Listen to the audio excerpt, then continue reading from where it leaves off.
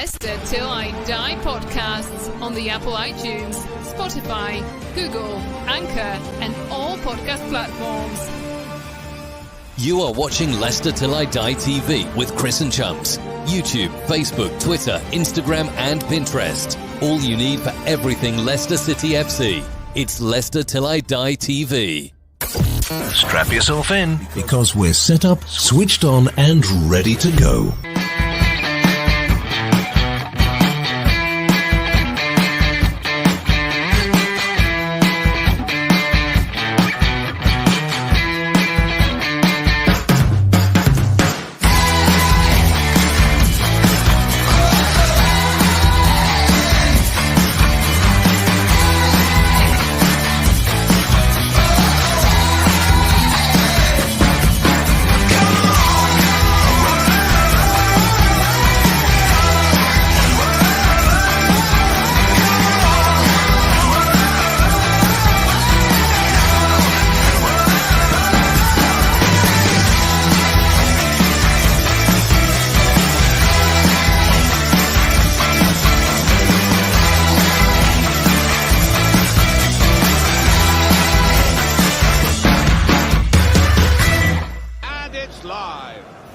Hi everybody, Jerry Taggart here.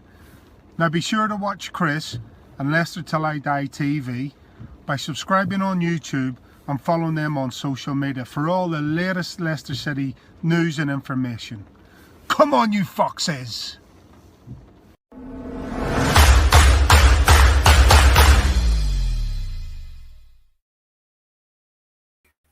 Good evening, fellow Fox fans. How the devil are we? Are you still with us? Slavia Prague 0, Leicester City 0.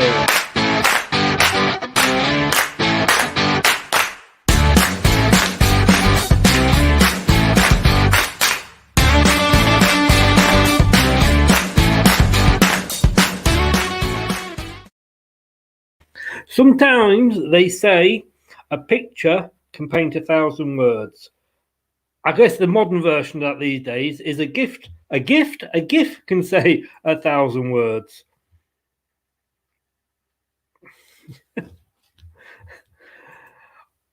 Am I being unfair or am I being totally spot on? Let us know your thoughts on the game. You can catch us live now on YouTube on Leicester Till I Die TV, on Facebook, Leicester Till I Die the group. Either click on the StreamYard link on the post or just put your name at the end so we know who we're talking to. Twitter and Periscope is at Leicester TID. And if you want to catch us after the show and listen to us back, it's any podcast really, you should be able to find us, but we're definitely on Apple, iTunes, Spotify, Anchor, Google, and all the main ones to name but a few. Let's just go and get a couple of your early comments in here. Somebody says yes. Was that to the sleeping? I don't know. Somebody else here has said spot on, Chris. Thank you very much. Bookline says fair. Facebook user said poor second half. It was. I'm not saying the first half was brilliant, but the first half did seem better, and it's usually the other way around with us. We usually come out all guns firing, but that was more them today. Let's find out what my colleagues are going to say and have to say about that match tonight. Let's first of all bring in my normal chat chum, and that's Brad. Good evening, Brad. Evening, Chris. How are you? Just slap you about with your cod so that you can stay awake. If I've got to be honest with you, your cod was probably more fun. Yeah, it definitely was, mate. As you know, we've talked off air quite a bit, and I've been struggling with my sleep, and I've just come to this decision: if that's not going to send me to sleep, then nothing will, because that was just, oh dear, this is going to be fun to talk about. It could be probably one of our shortest programs on the post-match show. Let's bring in ex-Fox and regular contributor to the show, Julian. Good evening, Julian. Evening, Chris. Evening, Brad. Evening, Julian. You pretty much the same? Are you matchsticks under the eyelids? Yeah, I was all full of hope before kick-off, hoping we'd bring a result home, and I suppose that the only thing we can be positive about was a clean sheet. Indeed. Were we expecting too much? When you look at the other results tonight, I mean, Tottenham got 4, Man United got 4. We, and I know you shouldn't say, but it was only a Czech league, but they are very strong. Brad, were we expecting too much? No, honestly, I don't think we were. I think we should have really easily I think tonight, most Leicester fans were being worst case scenario. We only nicked 1 away goal, and we put the tie in their hands. Come away 0-0. Like, look, we'll get on to the game in general in a minute, but that's poor by Leicester standards of expectations and what we have proven we can do this season. I don't care that they're unbeaten in their league. I don't care about their performances in their league because it's of a different class. I'm sorry, but it is. It's just a different class to the Premier League. That was poor. That was poor tonight. And to not get a goal or something out of that, we've sat back and took the mick out of other clubs that have lost games to teams of similar stature to these, not got results. Well, we deserve everything that comes back at us tonight in abundance because we were poor. I mean, like Julian said, the only positive is the fact we didn't concede. What does that say? That was a poor game.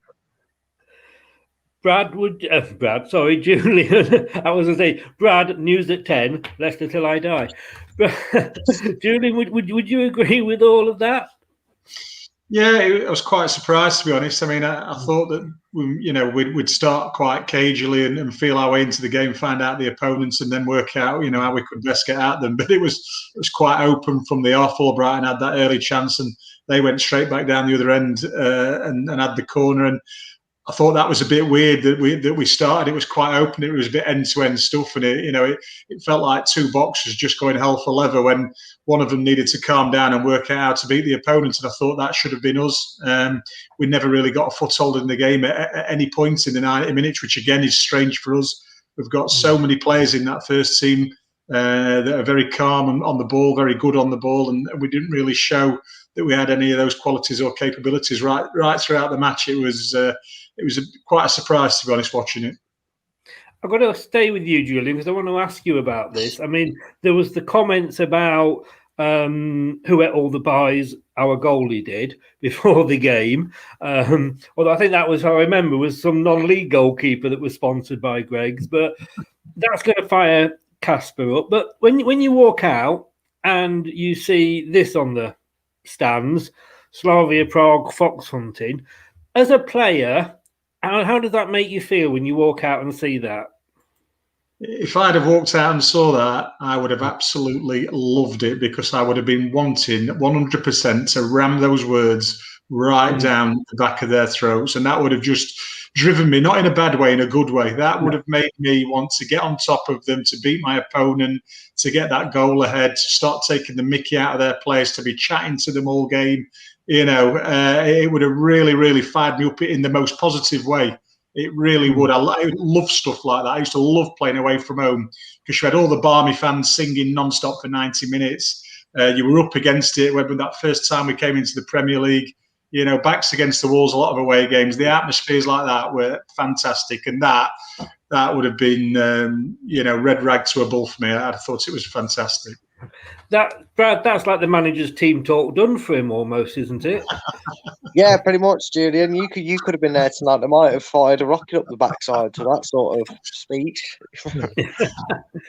Just have a look at a couple of comments that are coming up here. Facebook user, goalie was poor, gave the ball away. Maybe he had eaten too many pies. I don't know. I didn't think he was had a bad game. If you're referring to Casper. Didn't know Prague was made up of the Olympic diving team. Like we said before, I think it was weird because, yes, they had fans in, and that's the way it is. We've got to live with the fact that they're allowed some fans in. It was only 600, but you could still, over the fans, hear the screaming of the players as they went down. A Facebook user here says apparently they are blaming the pitch. didn't look any worse than the King Power, to be honest with you. Mark, good evening, Mark. Thanks for joining us. Hello, gents. Didn't really get out of first gear all night. Was a defensive and midfield skirmish, and they totally cancelled each other out. But we all know what we have to do now to get through.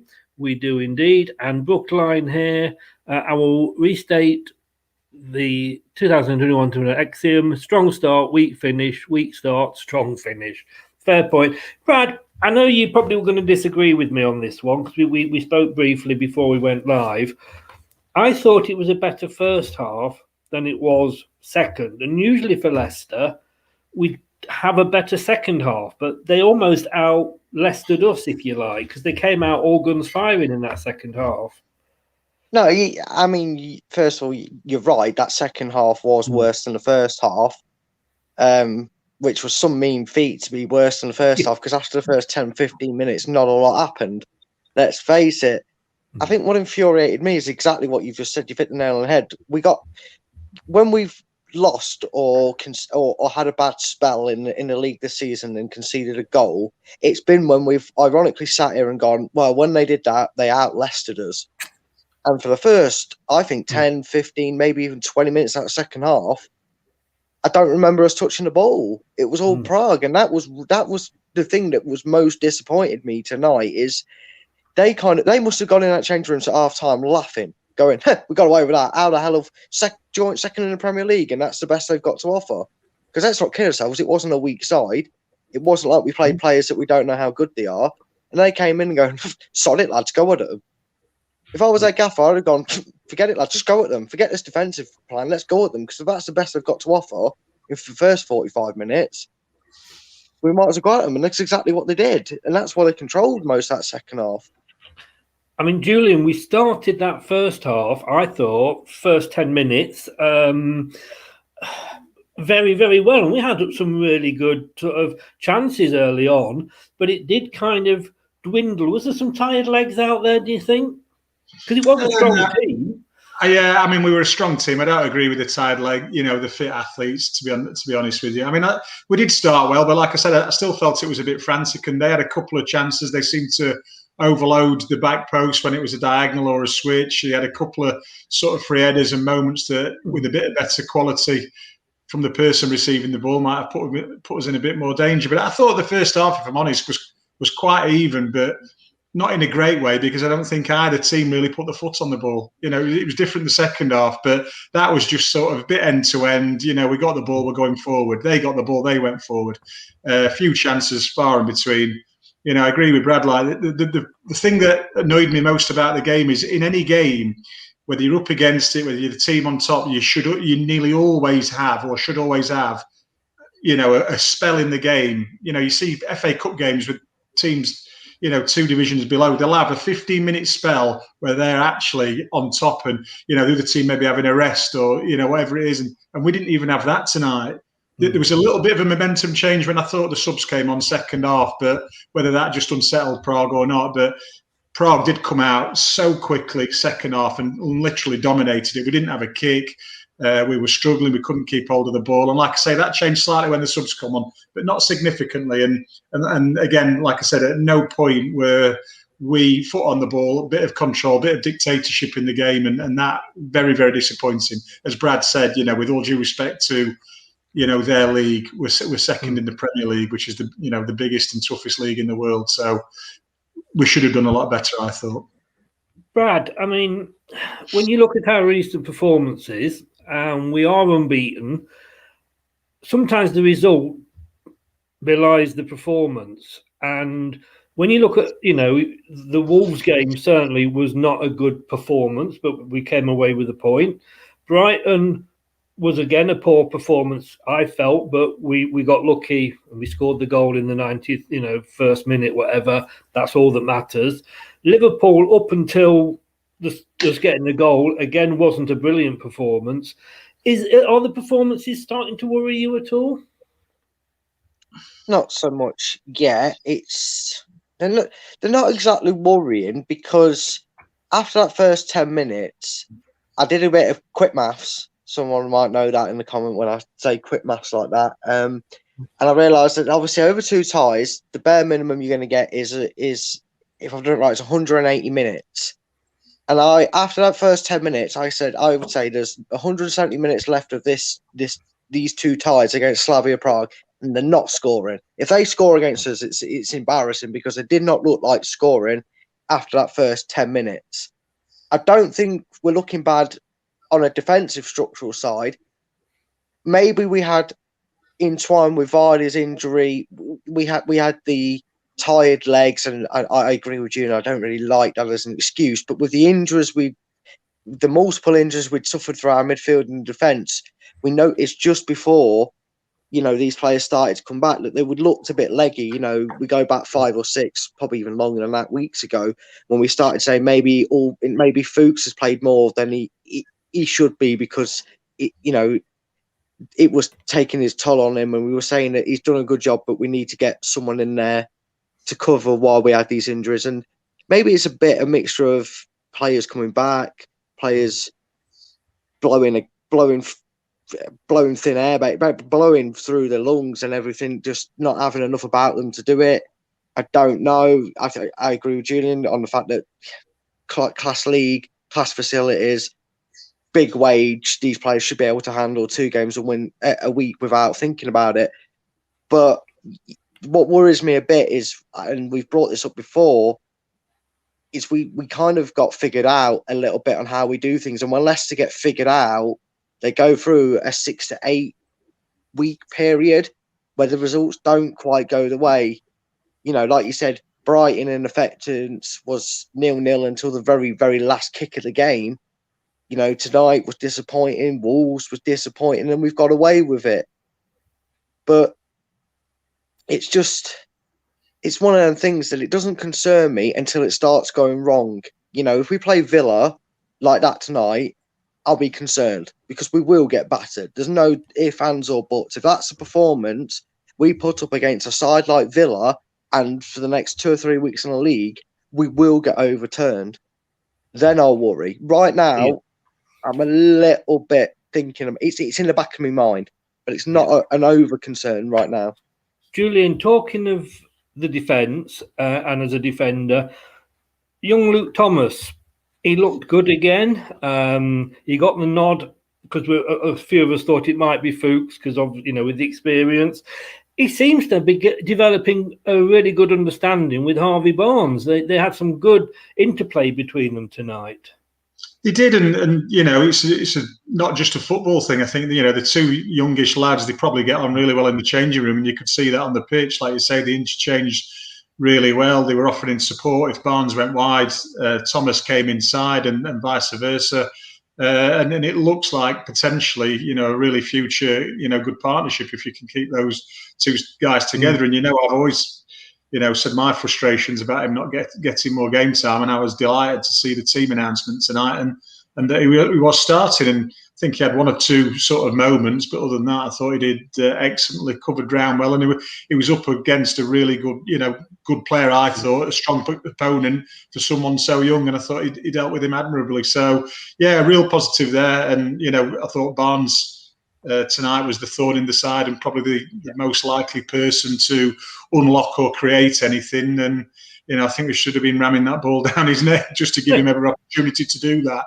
But I thought, what he did do, I thought he did excellently. But yeah, pleased for Luke Thomas. Great that he was selected, and he's just again said to the manager, like we've talked about, Chowdhury and Iniacho doing, is sort of, I think, put himself in a good place where when it comes for selection, the manager should have, every confidence in selecting him. There was a moment there when Johnny Evans, Brad, was injured, and he went off limping apparently. And is that a worry, or if he isn't fit, and Marty can move into centre back, and obviously Ricardo didn't play tonight, but he should be back for the weekend?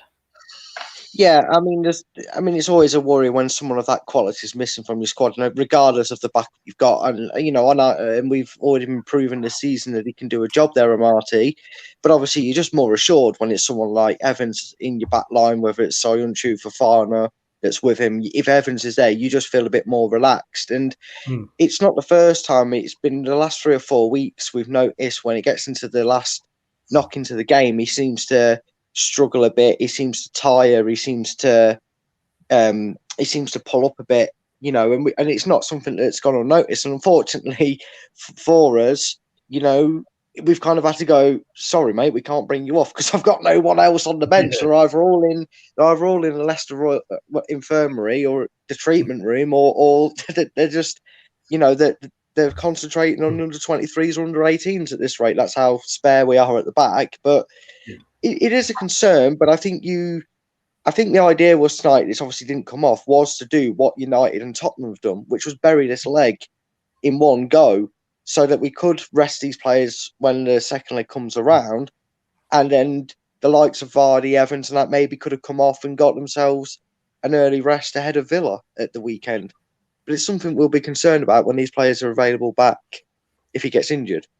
Julian, you made the point about Harvey Barnes, and on BT, they were saying he was the player most likely for Leicester City. That second half, we weren't really getting him into the game, though, were we? No, and like I said, I've said it before, we didn't really have any points of control in the game, and that's where, when you've got a bit of control, you can work the ball out one way or the other, and we never really had that. It was a bit rushed, if I'm honest, and but it was the moments that it went over to his side that he looked quite lively. He had a great battle with the fullback, who was a decent player. And I think if you remember watching in the game, he sort of put his hand up and said 3 times when he was being fouled. And that's unfortunate because, when Iacho comes on, it looks bad, but he's actually just sort of jockeying for position, catches him and gets a yellow card for his first incident. And the guy impedes, Harvey 3 times, and you'd think at least on the 3rd time he's going to get a yellow card, which then puts him on edge a little bit. But he was never on edge because, he didn't. In the first 3 bad fouls, if you're allowed to foul someone, you'll keep fouling them, just to stop them at all costs. And, it would have been nice to see that if he had got a yellow, how he would have treated him then, because, like I say, it was a good battle. And I thought Harvey edged it. And, he was the most likely on the evening, I felt. As a defender, Julian, do you, if that was you and you were getting away with it, do you think, and we're going to come on to the ref next, but do you think that, hey, this ref is pretty lenient, I can get away with more than perhaps I thought I could do? And you do tend to go in a little bit harder and try things that you probably wouldn't normally. Of course you do. If you're up against a player of that sort of stature, as in Harvey Barnes, and you are getting away with it, you need every advantage you'll get, and you'll absolutely, use that, to the maximum, and you'll probably use it. And in today's game, you'll keep going and keep going and keep going until the point that you do get booked. It was a bit different sort of back in the day. I mean, I think players give a card away too easily these days. We were sort of, trained not to, if possible, whereas now it just seems acceptable to stick a leg out, bring someone down and take one for the team, which I don't necessarily agree with. But yeah, he will have used that to his advantage, and he did do, to be allowed, for 3 fouls that were all possible bookings, but not get booked for any of them or all of them combined, which didn't help Harvey. We had VAR tonight, although you probably wouldn't have known it. And I think I've never been one for sort of blaming the ref for, if we lose a game or whatever, because at the end of the day, the refs should be the same for both. If he's bad for one, he should be the same for the other. We know from European experience and Madrid that the referees aren't always fair. But I want to get it for this point from both of you, one as a fan and one as a player. Start with the fan, Brad. And there's been a lot of criticism of the ref tonight. Give us your thought on it. He was awful. Only second to that Atletico ref. He was second to our worst refs we've had in not just Europe, by the way. That was the worst ref ever. He was awful. I mean, there was one point I nearly put my phone. I did. I dropped my phone in laughter. The player literally made a tackle, which is only acceptable in rugby. He fell into our player, didn't get a free kick, didn't get booking, and then our bloke went, "You're right, mate," and he got shot. Going back to COD, mate. I get shot by a sniper, and I'm like, "Where the hell is he?" Well, I know where he is now. He's in Slavia Prague, because they were getting shot left, right, and centre. I mean, my condolences go out to the family if they've got medical conditions. All these YouTuber boxings, get the Slavia Prague players, and they're all boxing for YouTube, because if they go down that easy on a football pitch and get away with it. Oh, God, that referee was awful. Italian referee, Julian, would you agree, though? Yeah, and he's probably what he's used to domestically. I mean, you could hear the squeals, which it always embarrasses me as an ex-professional. But when, if the ref gives the first one, when someone goes down squealing, they're going to carry on doing it. And they did. And, I find it uncomfortable to watch, if I'm honest with you. And, it puts a bias on the game from the style that the referees used to refereeing. And it suited, obviously, Prague a lot better than it did us. So, yeah, really, really poor, to be honest. And at this level of competition, you would expect a lot better. And surely there are better referees around than that. And I don't know whether either of you know this, do we have the same ref for the second leg, or is it just a different set of officials altogether? I can't imagine it to be the same one. First of all, he needs looking at. That game needs looking at. First of all, let's get this out there. I want to get this point out there. That this refereeing performance does not impact the fact that Leicester didn't get the job done on the pitch. Just before anyone brings that up as a thing, but I don't think they do official. I think it's always a different official per tie. But if that's the state of the officials that are running it, that are programmed to be in this tournament, that are picked to be in this tournament, then there's a whole inquisition that needs going on. Because I'm sorry, right? A Sunday League ref could have ref that better and would have been less biased, because it was just so imbalanced in his incompetence. It was less of, was it a foul, weren't it a foul? It was, did his screen register on the bar Richter scale for me to give a free kick or not? Because, yeah, he gave some soft free kicks to us as well. Some of them leg stick out fouls and, them shoulder barging ones. But our players were at least getting up. And our players, I saw one where Chenga's under. It might have been the incident where the bloke got speared afterwards. No, it wasn't. Under got two players around him, didn't he? Tried to keep hold of the ball, and the bloke like this leant into Under like that all the way down to the ground to make sure he hit the deck. Nothing given. Chowdhury makes an inch perfect, 100% contact on the ball, slide tackle. Oh, my knee, I'm dead. Oh, it's going to be amputated. I was like, what is going on? What am I watching? WWE or a football match? I think get away with that. And Brad's applied just to get away with it. Yeah, that's me auditioning for the BAFTAs, right? I'm going for best secondary actor on this show. It was just ridiculous. Brad's Till Die's version of Chris Kamara.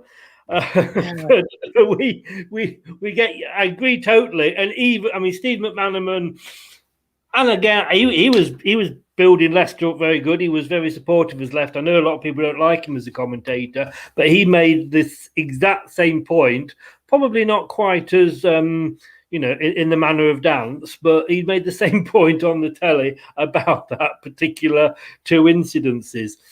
Julian, that said, there's nothing like making an impact. Brendan made some substitutions. Inacho hadn't been on the pitch a minute and he got booked.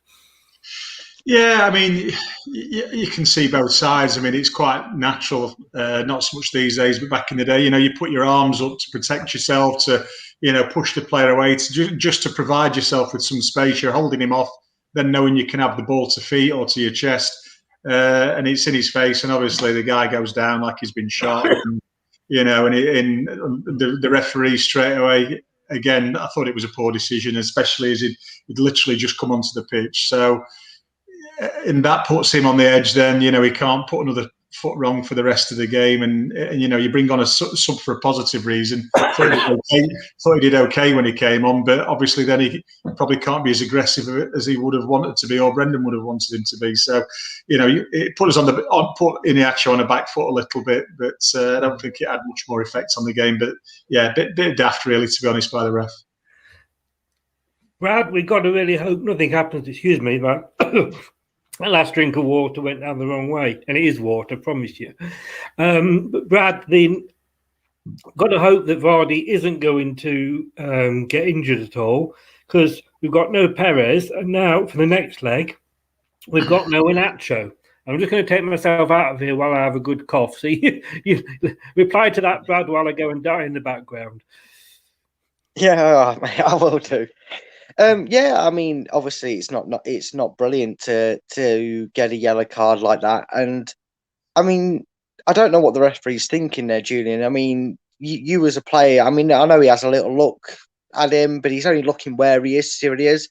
I Yeah. mean, you say it didn't have too much of an effect on the game, but it actually did. I mean, do you not I mean, obviously I know you were defended by trait, but did you ever have a player that you noticed maybe got a rollicking for getting an early yellow card or letting that affect him? Because I remember a couple of minutes later the ball was put up to Iniacho and his arms were by his side, as if to signal for free. I'm not jumping with my arms because you're going to send me off.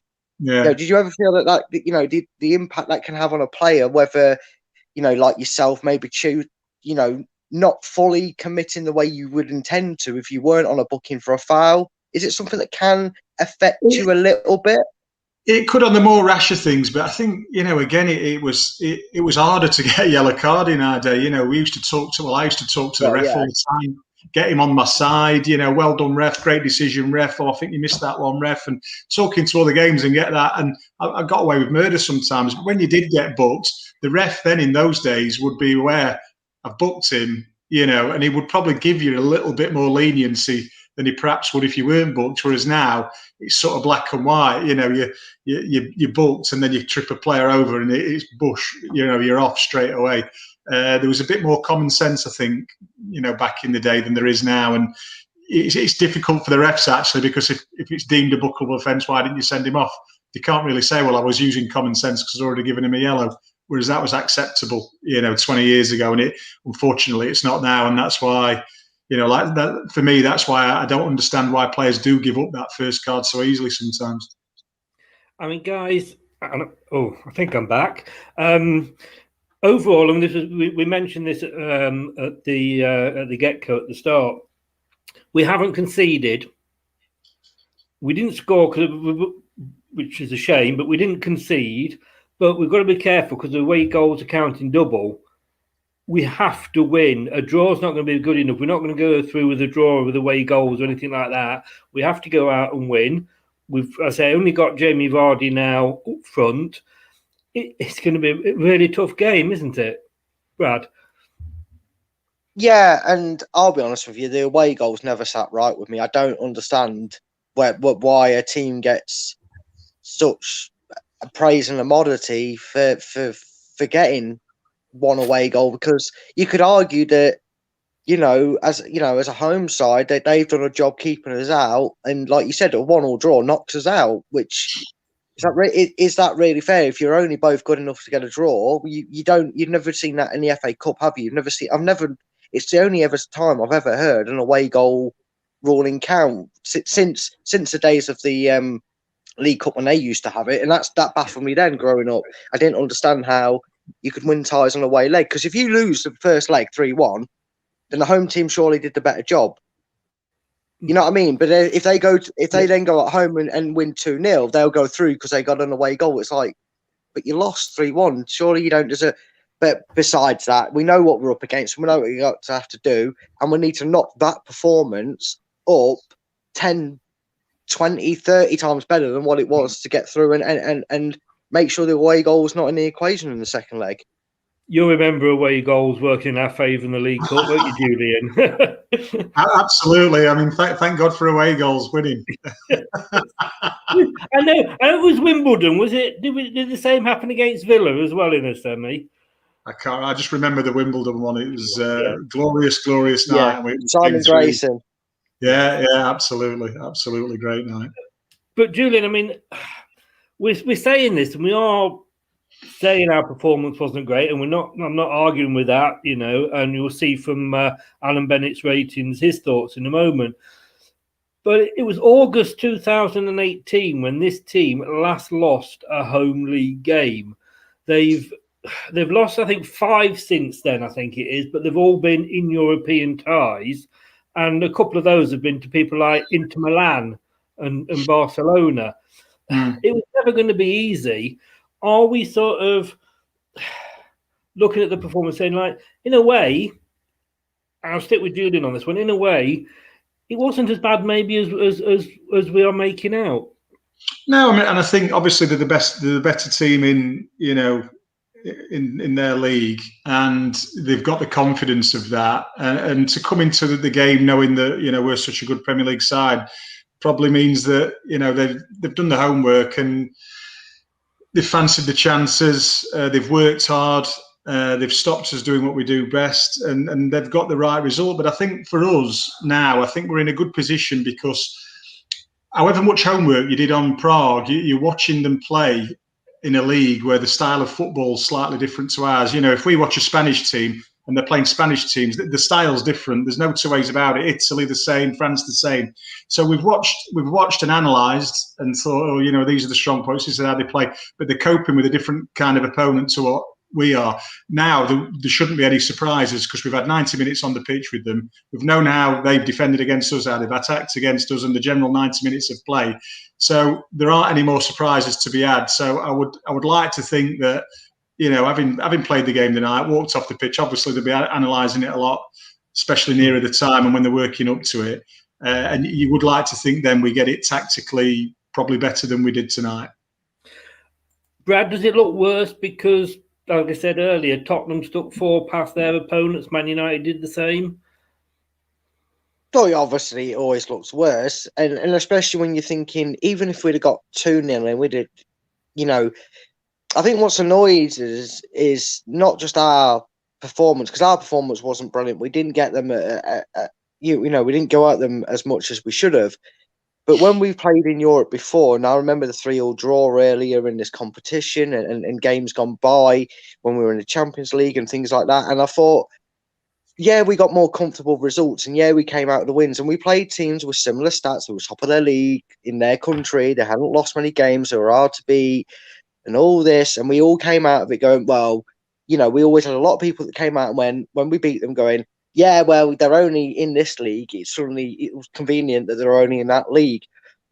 But tonight, there was a lot of things that you say ourselves we were disappointed in. But you just got to go with it at the end of the day. You go into that game and seeing a team like that we should have at least come away with that 2-0. I'd have been happy if it had come away with that with a 1-0 win and we were sat there going, fair play, Slavia. Yeah, you had 10, 15 chances, 7 on targets. You worked your knackers off and you pegged us back and we hit you on the counter and we've snuck an away goal. I would have much more enjoyed talking about the game like that than what I witnessed today, because while they were poor, we were mismatched in the midfield. Like Julian said earlier, we just seemed to stutter on the ball. We seemed to be jittery, trying things too quickly. That's where the disappointment comes. If we get that right and we perform like the Leicester we know, Chris, like you're saying there, I've got no doubt we will beat them in the home tie. Julian, were you surprised with the substitution? 62 minutes, Vardy off, Iheanacho on, Albrighton off, probably not his best game, Under on, and then Maddison off for Chowdhury. Was it almost like maybe Brendan was playing for the 0-0 and wanted just to get home without conceding? I mean, if you could say that all 3 players that came off weren't injured, then, there might be question marks. He might be he's looking towards the Villa game with a bit more importance, thinking, we're okay tonight. We're not going to concede. It looks like a 0-0. I'll take that. So he's taken Vardy off, putting Iheanacho on. I personally thought the way we played tonight didn't really suit, what Jamie's strengths are, and maybe he was looking at a different angle with Iheanacho. And then Albrighton is arrested him, and Under's not really had any game time, and he thought it might be the right opportunity. There's all sorts of bits that they could have been wondering about, and bringing Chowdhury on for Maddison probably right at that time in the game. And as much as we sit here tonight and we have that little bit of disappointment because we thought we might have done better, if you just sort of spin that around and think whatever result we get at home, if we win, then tonight's been a good result because we might win 1-0 and go through to the last 16. So we shouldn't be too downhearted. I just think we're disappointed because we've got great expectations for the team. Let's not forget this is further than we've ever been in this competition before, so it's not all bad news. Brookline, some of our players were cocky going in. Julian, again, I'll stay with you as a player. I don't think you're going to any game cocky, do you? No, I mean, I think you might get players who are slightly arrogant, which is probably what they need when they've got that ability. But I don't think we'd have treated it cocky, and especially after the first 5 minutes when they had a couple of corners and a couple of half, chances, or not so much half chances, but some good scenarios that they could have done a little bit better with. I think if there was any cockiness, that would have been ironed out very, very, very quickly. But no, I think we approached the game right, and what surprised me is that the way we played against Liverpool, where we were a lot more cautious and tried to feed our way into the game. I actually felt we would start off like that tonight before the game, and we didn't. We sort of seemed to wanting to get at them quite quickly. But again, as I said before, that sort of led to a bit of a boxing tie, two heavy sluggers going for it, just swinging at each other, and like I say, no real control over the game. And so in all that, not really controlling the game, we feel like we've not really performed well, not any or a large amount of great performances, and yet we've got a clean sheet away from home in Europe, and we're bringing that back to our place. So let's hope that we go for it and get the right result second time. Clean sheet. A lot of that was down to Casper. He made a couple of good saves, as he always does. But Brad, he also had a bit of a heart in mouth moment just before the 60-minute mark. Dropped the ball. Was grateful that Amati was there to kick it out. Well, I think he was actually annoyed that Amati was in his way, because there was no. I mean, it was a great clearance, and Amati did exactly what you'd expect him to do in that situation. But yes. I looked back at it, and Slavia weren't aware to the situation. Obviously, Amati wasn't going to do that. Wasn't going to know that, but he probably wanted to pounce on that ball and bring it into chest, because that turf in and around the 6-yard box at that end of the pitch looked a bit sketchy, to say the least. But it was a bit of heart in mouth moment. I'm not going to lie. I thought, oh God, here comes Alisson. He's come on for us in goal, but they dealt with it. They did it, and Amati has shown me that something that I do like to see, because I'm not always too keen on this pass it around the back four and goalkeeper thing. Is he was very no nonsense, and that he got it clear before anything. Yeah, so Julian, that's what you want a defender to do, isn't it?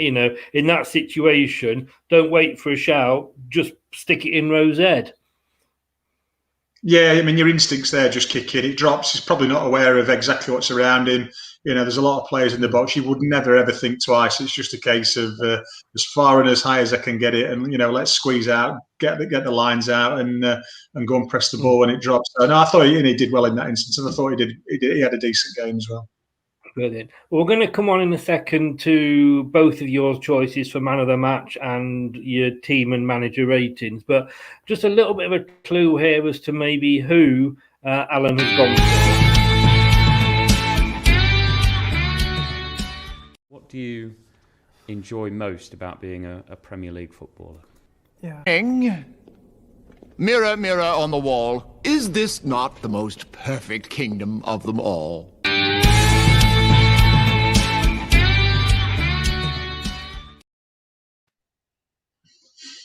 Making a very welcome guest appearance.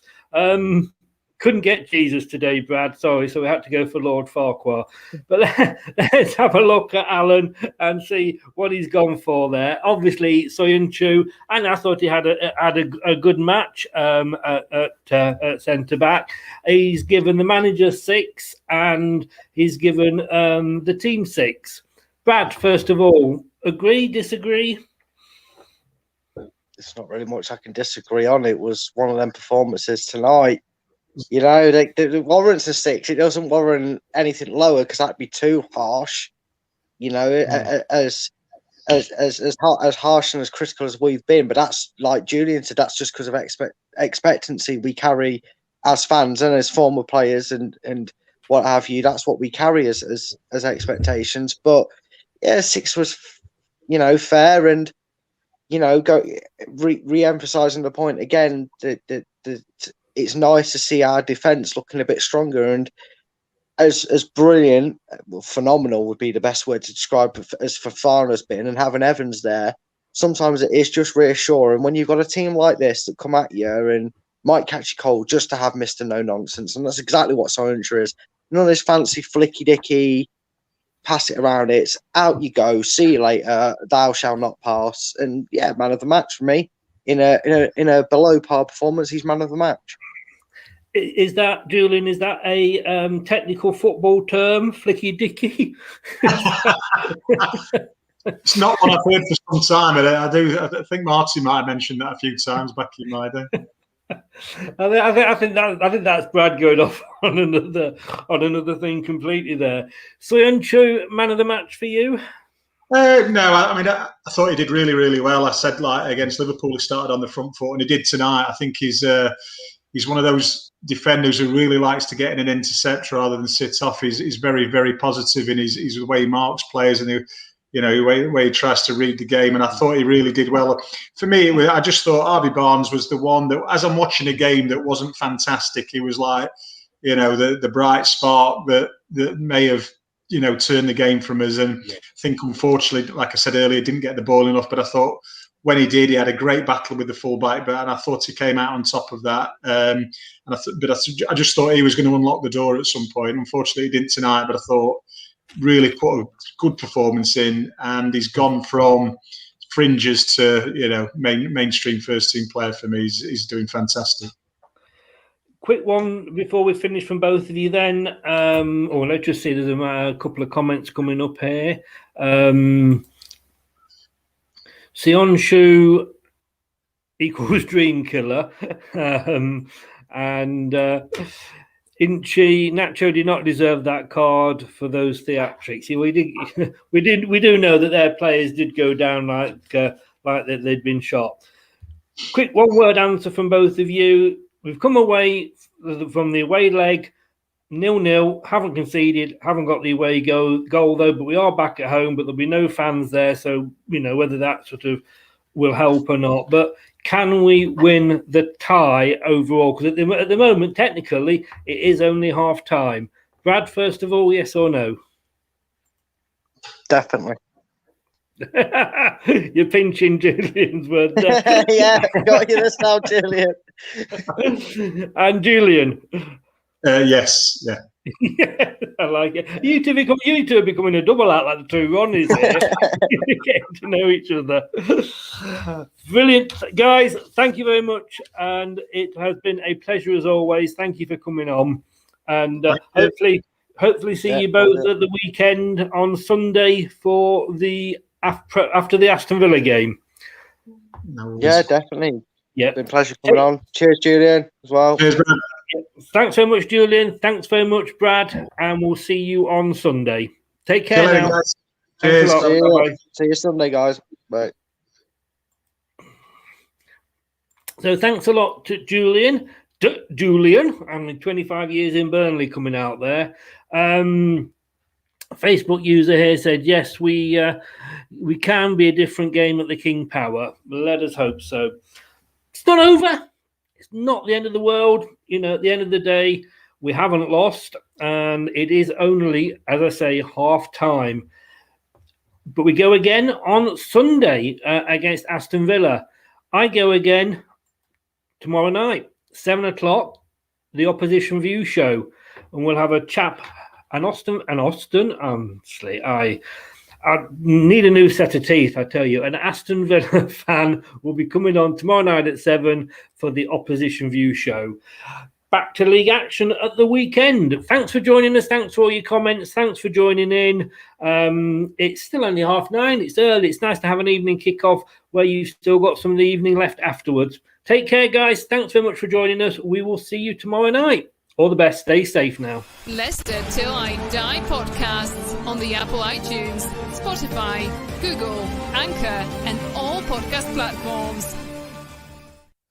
Thanks for watching Leicester Till I Die. This is Chris saying goodbye and see you next time.